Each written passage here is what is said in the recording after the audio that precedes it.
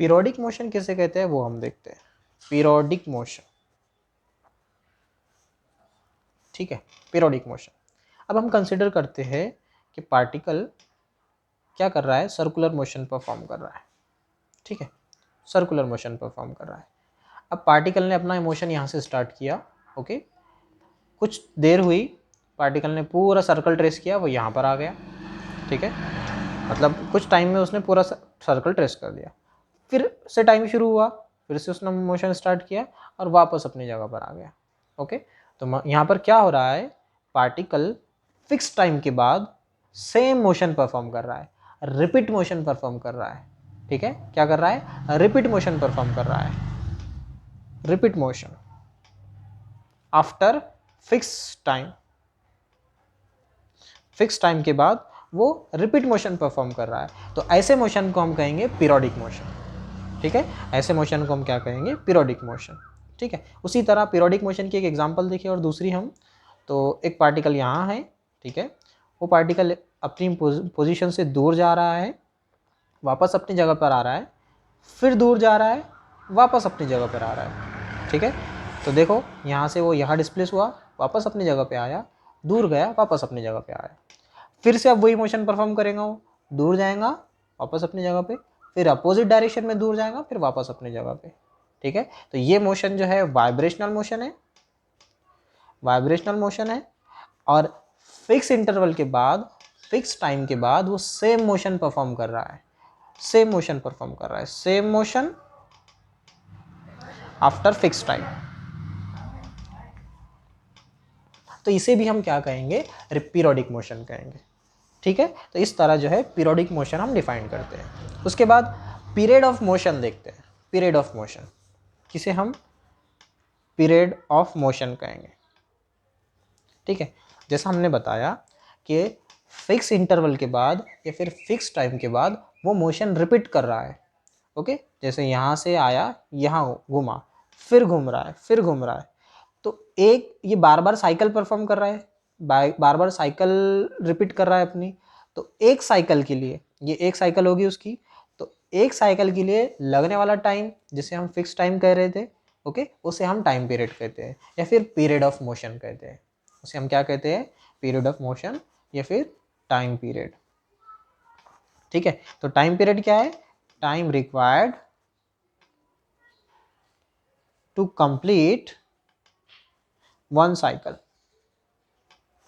ठीक है, किसके लिए, वन साइकिल के लिए, वन साइकिल के लिए, वन साइकिल के लिए जितना टाइम लग रहा है उसे हम कहते हैं टाइम पीरियड। उसी तरह यहाँ पर भी, यहाँ से यहाँ गया, वापस अपनी जगह पे आया, यहाँ से यहाँ गया, वापस अपनी जगह पे आया, ठीक है। तो ये इसका पूरा साइकिल हुआ, मतलब यहाँ से ऐसा, फिर यहाँ से ऐसा, फिर यहाँ से ऐसा, ठीक है। तो इसके लिए जो लगने वाला टाइम है उसे हम टाइम पीरियड कहेंगे और इसे कैपिटल टी से डिनोट करते हैं, ठीक है। तो कोई भी आप जब रिपीटिंग मोशन लेंगे या फिर पीरियोडिक मोशन लेंगे, उसके लिए हम एक चीज़ डिफाइन कर सकते हैं, टाइम पीरियड, ठीक है। टाइम पीरियड क्या है, टाइम पीरियड इतना टाइम जितना टाइम में वो अपनी एक साइकिल कंप्लीट कर रहा है, एक जो है स्पेसिफिक मोशन जो है तो परफॉर्म कर रहा है, जैसे ये वाला और ये वाला, ठीक है। तो इस तरह हम टाइम पीरियड डिफाइन करते हैं। उसके बाद एक चीज़ और देखते हैं हम, फ्रीक्वेंसी। फ्रीक्वेंसी, फ्रीक्वेंसी क्या होती है, ठीक है। तो जैसा हमने बताया कि एक साइकिल कंप्लीट करने के लिए, यहाँ पर अगर देखें हम, एक साइकिल कंप्लीट करने के लिए कितना टाइम लग रहा है उसे हम टाइम पीरियड कहते हैं, ठीक है। या फिर जितना टाइम एक साइकिल कंप्लीट करने के लिए लग रहा है उसे हम टाइम पीरियड कहते हैं। टाइम पीरियड टाइम पीरियड का अपोजिट अगर हम करें तो उसे हम फ्रीक्वेंसी कहते हैं। टाइम पीरियड का अगर हम अपोजिट करें तो अपोजिट क्या होगा इसका, कि भाई एक सेकंड में, एक सेकंड में कितने साइकिल कंप्लीट हो रहे हैं, how much cycle complete is complete, एक सेकंड में कितने साइकिल कंप्लीट हो रहे हैं। तो फिर हम इसको ऐसा बोल सकते हैं, number of cycle in one second, in one second. जैसे अगर हम कंसिडर करें कि ये एक सेकंड में 3 बार घूम रहा है, तो फिर 3 क्या हो गई, इसकी फ्रीक्वेंसी हो गई कि कितने बार वो रिपीट कर रहा है एक ही सेकंड में, तो उसे हम फ्रीक्वेंसी कहेंगे। टाइम पीरियड को जिस तरह हम सेकंड में मेजर करेंगे, ठीक है, उसी तरह फ्रीक्वेंसी को हम पर सेकंड में मेजर करेंगे। किस में मेजर करेंगे? पर सेकंड में। और इसी को हर्ट्ज कहते हैं, इसी को हर्ट्ज कहते हैं। इसका सिंबल है HZ। ठीक है, तो ये एक दूसरा पैरामीटर। तो टाइम पीरियड और फ्रीक्वेंसी। टाइम पीरियड एक ऐसा टाइम इंटरवल, इतना टाइम जितना टाइम कोई भी पीरियोडिक मोशन के लिए अपना एक साइकिल कंप्लीट करने के लिए लग रहा है। ओके, ये दोनों पैरामीटर वही मोशन के लिए अप्लीकेबल है जो पीरियोडिक मोशन हो, मतलब जो अपने मोशन बार बार रिपीट करते हैं, सेम मोशन परफॉर्म करते हैं फिक्स इंटरवल ऑफ टाइम के। ठीक है, तो उसे हम पीरियोडिक मोशन कह सकते हैं।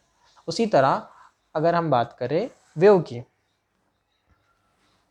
ठीक है, अगर हम बात करें वेव की, तो देखो पार्टिकल वेव जो है तो इस तरह जाती है, ये एक साइकिल कंप्लीट करती है, फिर दूसरी साइकिल यहाँ पर, ये एक साइकिल इसकी कंप्लीट होगी, फिर से अब ये वापस ऐसे जाने वाली है जैसा पहले गई, तो इसकी ये एक साइकिल रहेंगी। ठीक है, इसकी ये एक साइकिल रहेंगे। तो इसी से रिलेटेड हम इसके कैरेक्टरिस्टिक्स देखते हैं, कैरेक्टरिस्टिक्स ऑफ वेव, कि वेव के क्या कैरेक्टरिस्टिक्स होते हैं, जिस तरह हमने लास्ट लेक्चर में देखा वेव। ठीक है, तो मैं यहाँ पर एक एग्जांपल लिया वेव, एक मैंने वेव बनाया जो कि ट्रांसवर्स वेव की एग्जांपल है। ओके, जो इतना जो डिस्टेंस है जिसमें एक साइकिल इसकी कंप्लीट हो रही है यहाँ से तो यहाँ तक के, ओके, यहाँ से यहाँ तक के, इसे लैम्बडा से डिनोट करते हैं, और लैम्बडा को कहते हैं वेवलेंथ। लैम्बडा को क्या कहते हैं? वेवलेंथ। ठीक है, तो ये पहला कैरेक्टरिस्टिक्स हुआ वेव का।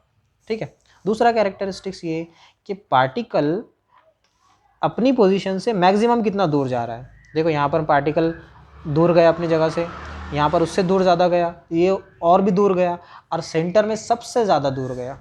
ठीक है, यहाँ पर ये सबसे ज़्यादा दूर गया, तो मैक्सिमम डिस्प्लेसमेंट कितना है पार्टिकल का अपने मेन पोजीशन से, अपनी मेन पोजीशन से पार्टिकल का मैक्सिमम डिस्टेंस कितना है, कितना डिस्प्लेसमेंट है, तो इसे कहते हैं एम्पलीट्यूड। इसे क्या कहते हैं? एम्पलीट्यूड। ये दूसरी चीज़। ठीक है, so what is amplitude? Amplitude particle का मेन पोजीशन से मैक्सिमम डिस्प्लेसमेंट। ठीक है, तो उसे हम एम्पलीट्यूड कहेंगे। ओके, उसके बाद जो ये अपर पार्ट होता है वेव का, ये जो अपर पार्ट होता है इसे कहते हैं क्रस्ट, इसे कहते हैं क्रस्ट।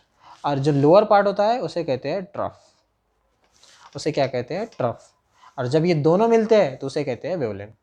तो एक क्रस्ट और एक ट्रफ दोनों मिला के जो बनता है उसे वेवलेंथ कहते हैं। ठीक है, उसे वेवलेंथ कहते हैं। फिर उसी तरह इसके लिए हम टाइम पीरियड बता सकते हैं, T, capital T time period. Time period क्या है? तो टाइम पीरियड उतना टाइम है जितनी एक साइकिल कंप्लीट करने के लिए लग रहा है, उसे हम टाइम पीरियड कहेंगे। फिर उसी तरह फ्रीक्वेंसी, फ्रीक्वेंसी क्या है? फ्रीक्वेंसी वो है कि कितने साइकिल एक सेकंड में कंप्लीट हो रहे हैं, टाइम पीरियड का अपोजिट। ठीक, अगर इसकी वेलोसिटी, वेव की वेलोसिटी अगर हम v बोल रहे हैं तो v इज इक्वल टू क्या होता है? डिस्प्लेसमेंट अपॉन टाइम होता है इस तरह। तो वेलोसिटी अगर हम डिस्प्लेसमेंट लैम्बडा लेते हैं, अगर डिस्प्लेसमेंट हम लैम्बडा लेते हैं तो लैम्बडा के लिए कवर करने के लिए जो टाइम लग रहा है वो टाइम पीरियड है, तो v is equal to lambda upon t. ठीक है, इस तरह रहेगा। फिर अगर मैं लैम्बडा 1 अपॉन टी को, मैं अपॉन में जो टी है उसको मैं 1 अपॉन टी लिखूँ, ओके, और लैम्बडा 1 अपॉन टी मतलब रेसिप्रोकल ले रहे हैं, हम इसका अपोजिट ले रहे हैं, तो इसे हम फ्रीक्वेंसी लिख सकते हैं। तो v is equal to lambda into f. तो इस तरह वेलोसिटी ऑफ द वेव के दो फार्मूले आ जाएंगे। कौन कौन सा? एक टाइम पीरियड के साथ में और एक दूसरा फ्रीक्वेंसी के साथ में। देखो मैंने यहाँ पर क्या किया, v is equal to lambda into 1 upon t की जगह पे f लिख दिया, क्योंकि रेसिप्रोकल जो होता है टाइम पीरियड का फ्रीक्वेंसी होती है। ओके, तो velocity is equal to lambda upon T और velocity is equal to lambda into F. ठीक है, तो इस तरह जो है वेलोसिटी के हमने दो फार्मूले देखे और कैरेक्टरिस्टिक्स देखे वेव के, कि वेव के क्या क्या चीज़ें हैं, कौन कौन से पैरामीटर है जो उससे रिलेटेड है। ठीक है, इस तरह जो है हमने सारी बेसिक चीज़ें देखी।